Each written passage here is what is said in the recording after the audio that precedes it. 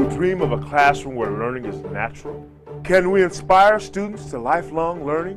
What exactly is the purpose of an education? Inspiring students to be curious, independent, creative, innovative, deep thinking, confident, proactive, collaborative, determined, educated. Rise to the challenge of changing the world. This is teaching. This is learning. This is who we are. Welcome to the Tabletop Inventing Podcast. What is so powerful about the question why? Is the path to success a straight road or a crooked and winding path? How is skateboarding related to corporate finance? Join us for the circuitous answers on today's podcast.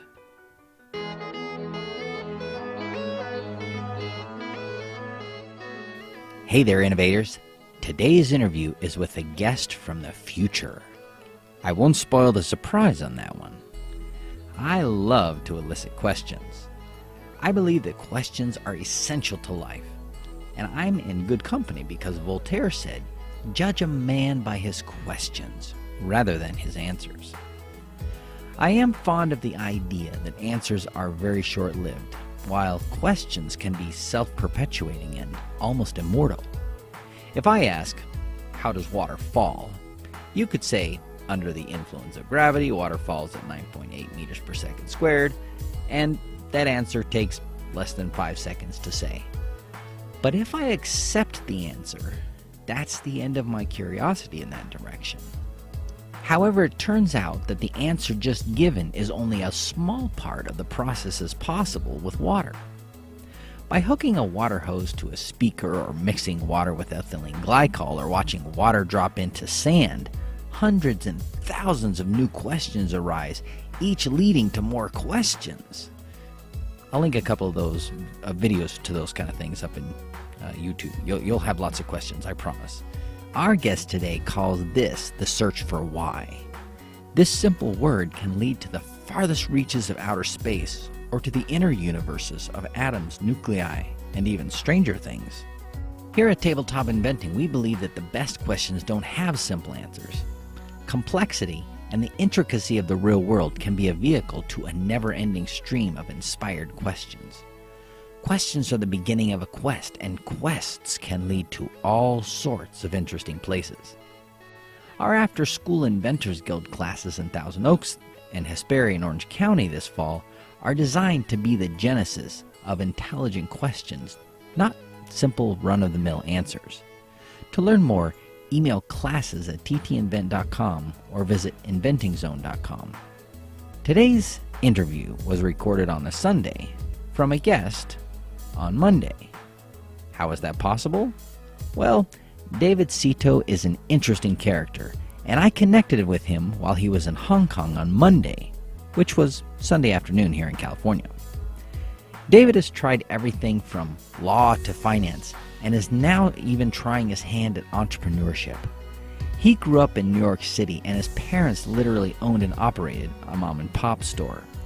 Let's find out how a kid from New York City grew up to be a curious coordinator of corporate finance. So my guest today is David Seto. He's a former banker and finance chief turned entrepreneur. He's technically from New York City, but he's been living in China and in different parts of Asia for quite a while. And right now he's particularly proud of his 5-year-old daughter, and he's looking forward to creating things with his daughter. And he's got a new company, and we'll get into all of those things in due time. But David, why don't you tell us a little more about yourself? Hi, Steve. Thanks for asking me on your podcast. Like you said before, I'm from New York City. I spent most of my early years there. And we lived in Manhattan, on the Lower East Side in New York City. And I remember I spent a lot of time skateboarding in New York City in the Lower East Side because that's when skateboarding just came out. And I remember skateboarding, particularly around Wall Street area, because on Sundays, on weekends, there was a very good place to skateboard. And I guess that sort of drew me to the whole Wall Street and finance scene. And so as I went to college, et cetera, I sort of just naturally drawn to finance, which sort of ended me up in working at a bank in Hong Kong for 8 years. And from there, I moved on to Beijing to live for 10 years. And living in Beijing, I left the banking industry and I actually went into corporate finance, where I was the CFO for a company there. And then from there, I was there for 8 years as well. And I thought, okay, let's try the next big thing. Towards the end of that tenure, I came across The Economist magazine. On the cover, they had a photograph of a violin. And there was a caption at the bottom that says, "This is a 3D printed Stradivarius violin." And below that it says, "And it plays beautifully."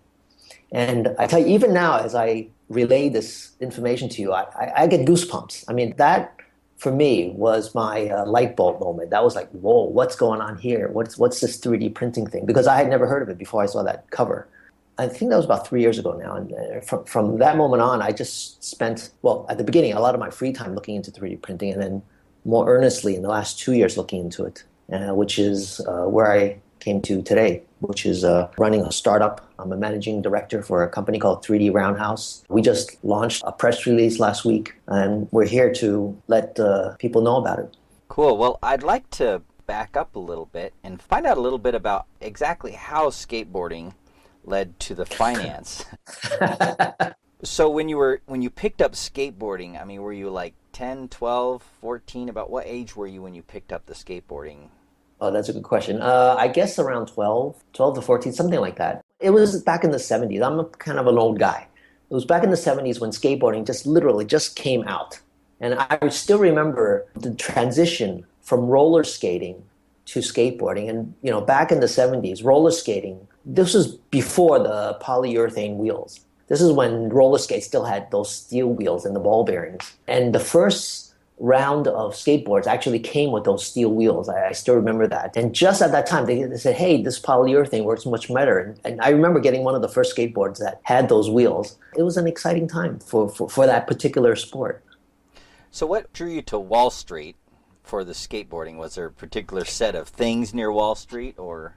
Oh, no. It was purely the landscape. If you live on the Lower East Side, if you go to the Lower East Side of Manhattan, I mean, it's a lot of traffic. And on weekends, you want to go to a place that's close by with not a lot of traffic. And so on weekends, because Wall Street is closed, right, all those offices buildings are closed. There's not much traffic. There's not much pedestrians. There's not much shopping. It just turned out that way.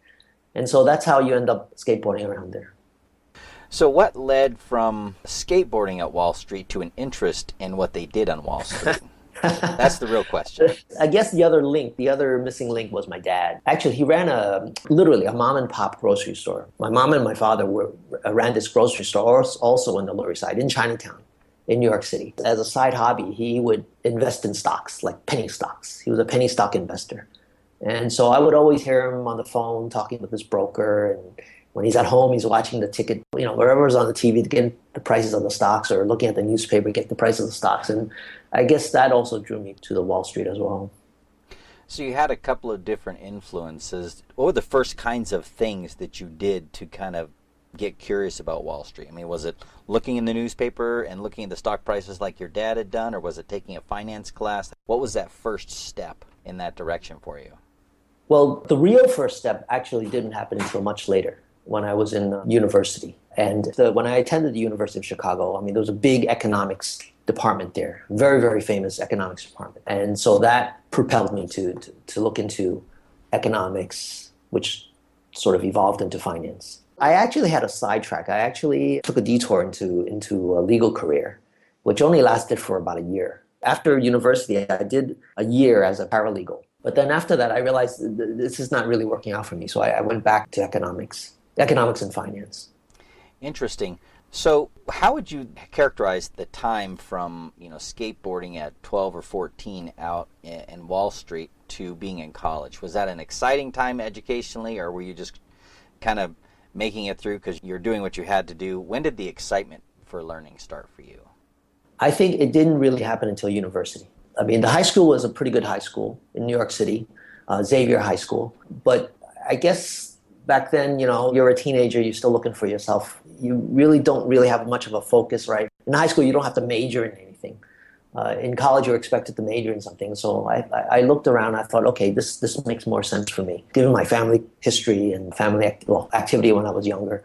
When I was in university, and also, it also helped a lot that the University of Chicago had a very excellent economics program. I mean, it was just top notch. And also there, I learned something very important, which is actually, it doesn't even matter what industry that you're in. It doesn't even matter what major that you're in.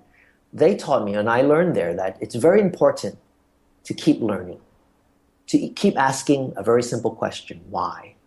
And you want to do this for anything. I mean, for whether it's economics or finance or medical or architecture, always ask why.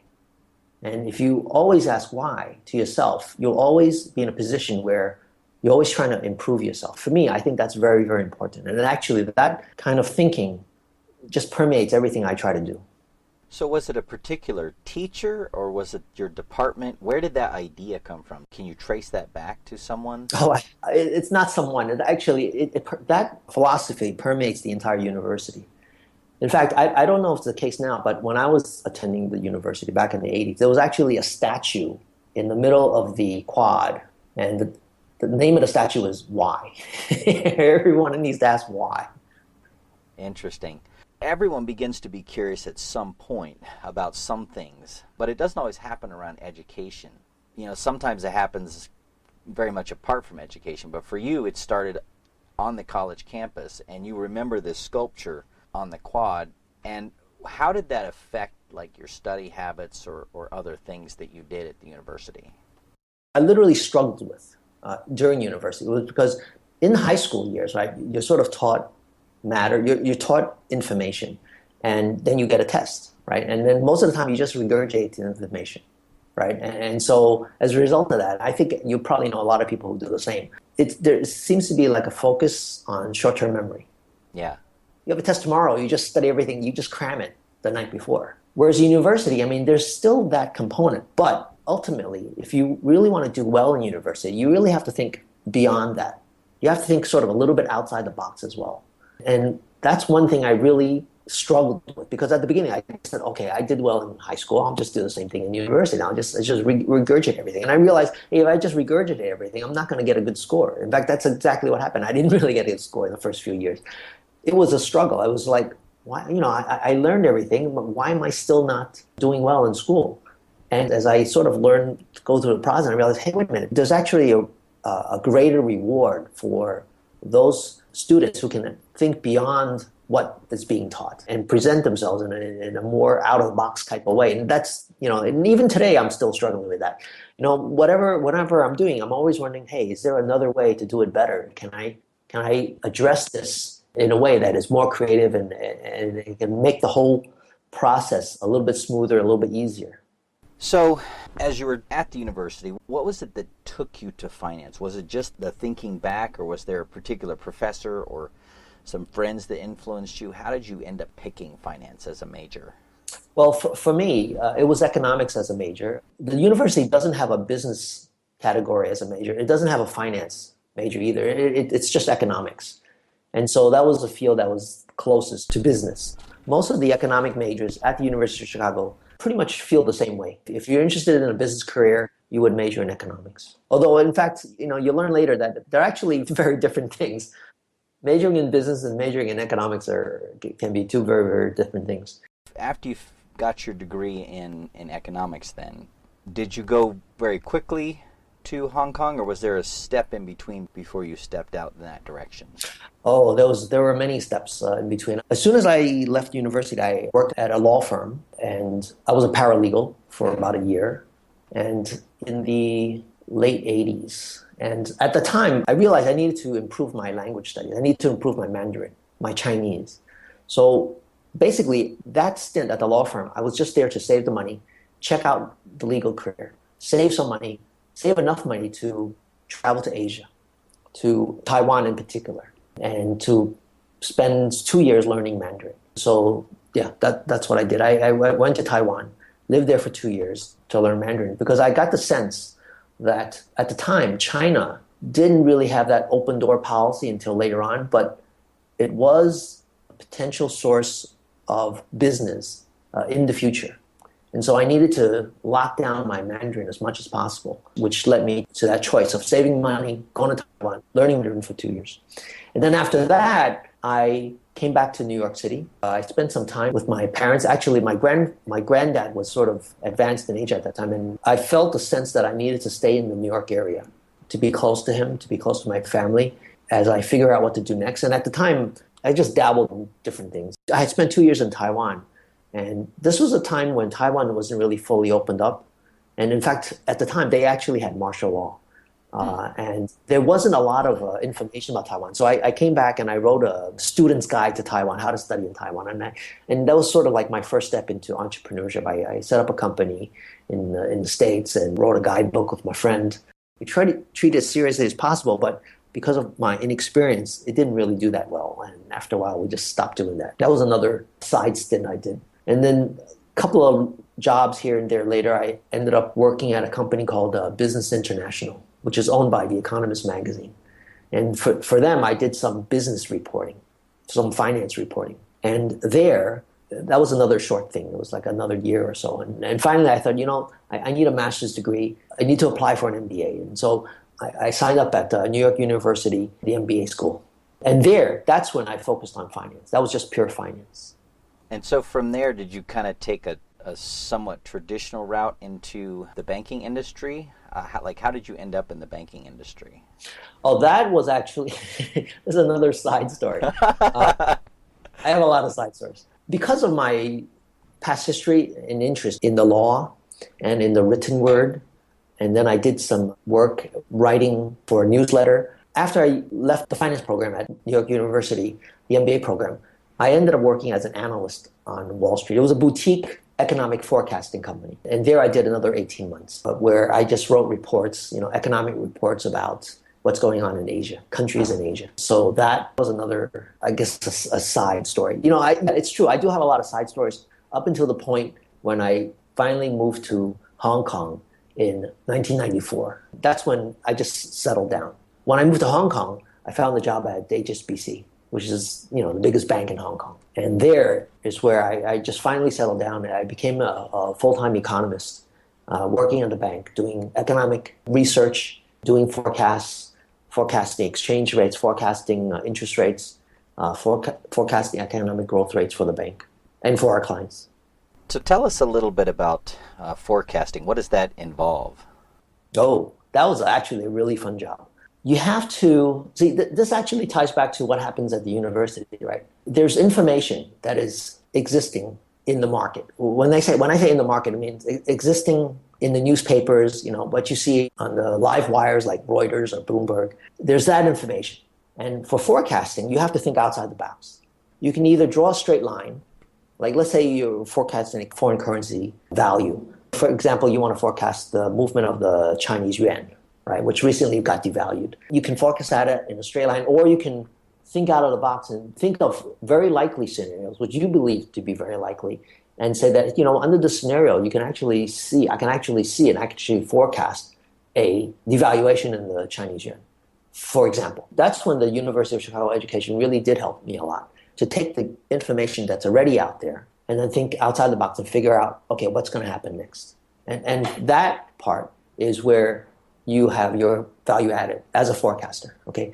People want to talk to you because they want to know how things will evolve in the future. So that's when you have to really think out of the box and figure out, okay, what are the possible scenarios, et cetera, et cetera. So it seems like that would take a lot of experience looking across different trends and different sectors of the society to think about things as big as, for instance, the value of the major currency. Yes. Well, it helps to have historical perspective, but actually there's a little bit chicken and egg there, right? Because if you have too much historical perspective, you end up being too focused on the history and not thinking of what might possibly happen next. So I've seen a lot of very experienced forecasters that they can just tell a lot of stories about what happened in the past. Some of the forecasters that I've come across, or some of these consultants that I've come across, I mean, they go back to the Henry Kissinger days when he went back to China to open the doors for China. But sometimes they sort of lose themselves in that space, and they're not totally up to date on what's happening in China right now. There's a lot of things that's happening, not just in China, but all through Asia. I mean, there's just growth everywhere, and things are happening very, very fast. So it seems like you have to stay fairly tapped into a large amount of data that's coming across for the whole society to think about something like that. So you did that for a while in Hong Kong for HSBC. How did you end up in Beijing? I was there for 6 years. One day they came to me and goes, David, do you want to work in China? You want to focus just on China? And this was early 2000s. And I thought, okay, I've been doing Asia for a while. Why don't I just focus on China? So they asked me and I said, sure, I'll move to Beijing, and ended up Beijing. I worked with them for 2 years. And actually, before that, Hong Kong is a very interesting place. I know a lot of people in Hong Kong. I mean, they live in Hong Kong, which is just across the border from China. And so many people don't even go to China. I went to China, but I actually didn't go to China as much as I should have during those 6 years. And so I thought, China for me, was like a new frontier. And so I thought, oh, this is a good chance. So I went ahead and did it. And how long were you in Beijing for? Well, for HSBC, I was there for 2 years, but I ended up staying for like 12. In fact, I still have a lot of contact there. I met my wife in Beijing. She is from Beijing. So, we still have family in Beijing. We have a place in Beijing. So even now, I go back to Beijing every 2 weeks because I do have some smaller projects that I'm working on for some clients, finance-related projects for some clients in Beijing. So I actually go to Beijing every 2 weeks. Interesting. And so you mentioned, you just, like in our initial discussion, you just glossed over just a little bit how you ended up getting interested in 3D printing. Come back to that a little bit now, and in the context of the finance and where you're headed in life, how did you end up making this sort of pivot toward 3D printing and more toward the entrepreneurship? Actually, I can give you another thing. After I left HSBC, I traveled a lot in China. I went to, I think, pretty much all the provinces. And in my travel, I came across an American guy who was running a security integration business. And what security integration does is that this company will go to your office or go to your building or go to your school or go to your embassy and set up, those security devices that you see, those cameras, whether it's a camera, whether it's an access point. When you go to a office, you swipe your card to go in. Yeah. So this company sets this system up. Okay. The company's called ICD. And so I worked for him part-time initially, but during those 6 months, we sort of appreciated each other's strengths. And so he says, David, why don't you just come on full-time? And I said, okay, sounds good. We get along. And so he was a pure entrepreneur. He's a fellow from Philadelphia, but he spent some time in Israel. He also went to China to set up a company and build a company. And so he was the CEO, and he hired me as the CFO.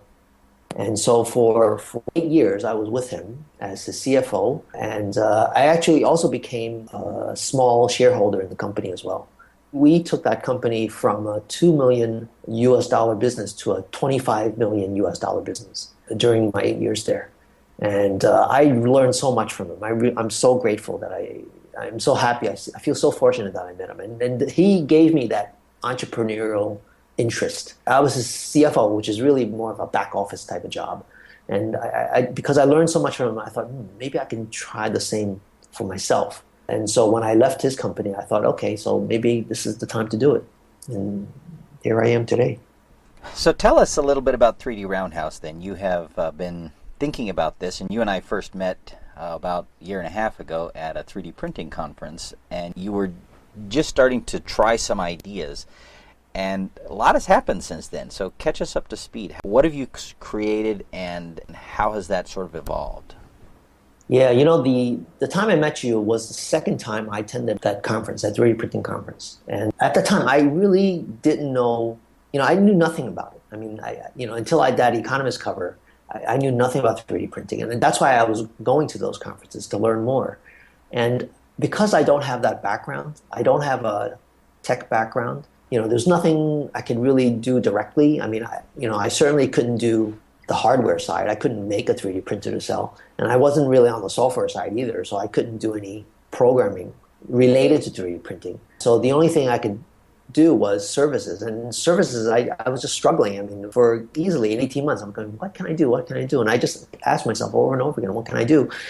And then I came across my partners, my current partners, folks that were similar to myself. They just had a young child. And there was one fellow that I met in Beijing, Patrick Click. He's from France. And the first time I met him at a 3D printing meetup, which I organized, he told me he was building a robot. I said, oh, really? That's very interesting. He goes, yeah, I'm doing it for my son. I go, oh, really? That's really interesting. I didn't know you could do that. So he sort of inspired me a lot to think in terms of, gee, if he is getting into 3D printing for his child. Now, at the time, my child was only 2 years old, so I wasn't even thinking along those lines. But he sort of made me realize, hey, if he's doing this for his son, I wonder if other parents would get into 3D printing for their children or with their children as well. So that was just an idea. It didn't really manifest itself in any way until later. But that was something I just kept in mind, as I was researching, I was looking into this area and, how I can be an entrepreneur in the 3D printing industry. So how did you end up doing some of your initial testing for the concept for the company? Because I assume that you guys have done a little bit of initial testing. Yes, we did. As this idea sort of developed, I just met friends here in Hong Kong, even in Beijing. I said, look, why don't we just do some private workshops and see how this works out? So in Hong Kong, I would go to a friend's house, for example, or hire out a small room, invite my other friends who also had small children to come over and just show them, hey, look, this is what I learned using the software to create this object. And I saw the reactions of the parents, I saw the reactions of the children, they're all positive. It's never been negative. I've not had a child that said, I'm not interested. They're all into it. It's just amazing. So you have been watching parents and their kids interacting a little bit around the 3D printing. What do you notice most about that environment with them? Well, every parent's slightly different, right? Some parents would prefer to have the kids, hey, enjoy yourself. This is really your gig. And they sort of take a back step. But others, they're actually right in there. I mean, they're all over the laptop with the child. And they're saying, look, let's make it this way. Let's make it this way. So there's a spectrum. But ultimately, when the object is created, you see amazing smiles on both of them. And that's what I'm hoping our company can do, to reproduce over and over again for parents and children out in the field.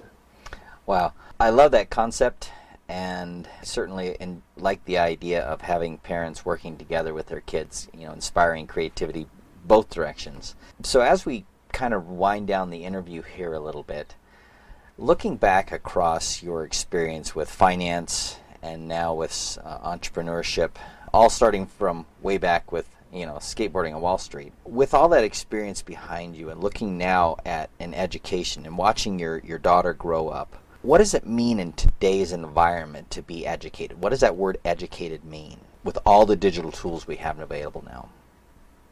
Well, for me, being educated is more like us being in a state of mind.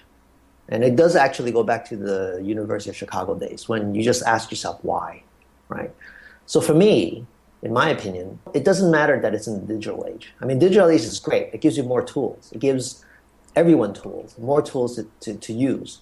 But as long as you have that mentality of asking why, you will always be in a state of trying to be educated, trying to learn more. And actually, this is where 3D printing becomes very, very useful, right? Like you take a simple object, like a little mug, a coffee mug, right? How do you make that better? How can you make it better, right? So what I'm hoping is that a parent and child can work together to create a mug and say, hey, how can we make this better? How can we make it better? Not just for ourselves, but maybe everyone will like it too. So for me, being educated is being in a state of mind and asking yourself why and asking yourself, how do you make things better? So you're tiptoeing around the edges of my next question, which is the last question we always wrap up with, and that is, what is the purpose of an education? So from the more philosophical perspective, I mean, what does that mean? What is the purpose of being educated? Well, I think if you ask yourself why and how do you make things better, if you think of it in terms of time, you realize that if you keep asking those questions, every generation that asks why will make improvements. If you're asking why and you're making improvements and things are getting better, then over time, each generation will have a better lifestyle, in my opinion. So what's the purpose of having education? To give your children a better life, right? And your children, if they continue this process, they will give their children a better life. And so over time, the purpose of an education is to improve the quality of life for the future. I love it. Well, I think we're going to wrap it right there. And what's the best way for our audience to get in touch with you? They're curious about 3D Roundhouse and how to learn more about that. Oh, you can email me directly, david.seto at 3droundhouse.com. Or you could just go to 3droundhouse.com and have a look around. We just uploaded all the videos there. Yeah, have a look. I think it's a very exciting package. Well, thank you, David. I appreciate you taking some time to interview with us today. Oh, thank you very much, Steve. It's good talking to you. If you've been enjoying the conversations and insights here on the podcast, share it with a friend. Great ideas demand to be shared. You can also help fellow parents and educators by subscribing to the Tabletop Inventing Podcast in iTunes, leaving a rating, and writing a review. If you use Android, subscribe, leave us a rating, and write a review in Stitcher. Links to subscribe can be found at www.ttinvent.com/podcast. Contact us, and we'll think through the comments and answer your questions here in the podcast. And be sure to let us know if you'd like a shout-out or to remain anonymous. You can share your comments and questions at www.ttinvent.com/podcast or by emailing us at podcast@ttinvent.com. Let's discuss your thoughts and questions.